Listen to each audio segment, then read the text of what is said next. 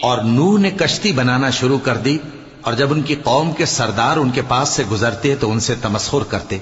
وہ کہتے کہ اگر تم ہم سے تمسخر کرتے ہو تو جس طرح تم ہم سے تمسخر کرتے ہو اسی طرح ایک وقت ہم بھی تم سے تمسخر کریں گے، اور تم کو جلد معلوم ہو جائے گا کہ کس پر عذاب آتا ہے جو اسے رسوا کرے گا، اور کس پر ہمیشہ کا عذاب نازل ہوتا ہے۔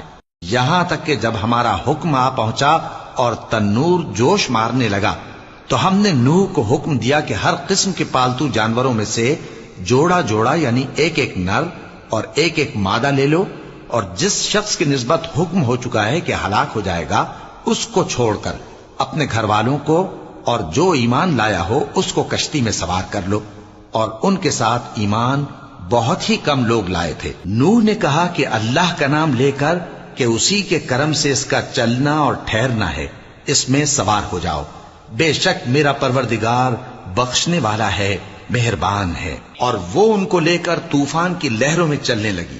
لہریں کیا تھیں؟ گویا پہاڑ تھے۔ اس وقت نوح نے اپنے بیٹے کو جو کشتی سے الگ تھا پکارا کہ بیٹا ہمارے ساتھ سوار ہو جا اور کافروں میں شامل نہ ہو۔ اس نے کہا کہ میں ابھی پہاڑ سے جا لگوں گا، وہ مجھے پانی سے بچا لے گا۔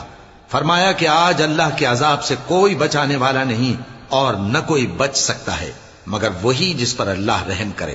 اتنے میں دونوں کے درمیان لہر حائل ہو گئی اور وہ ڈوب کر رہ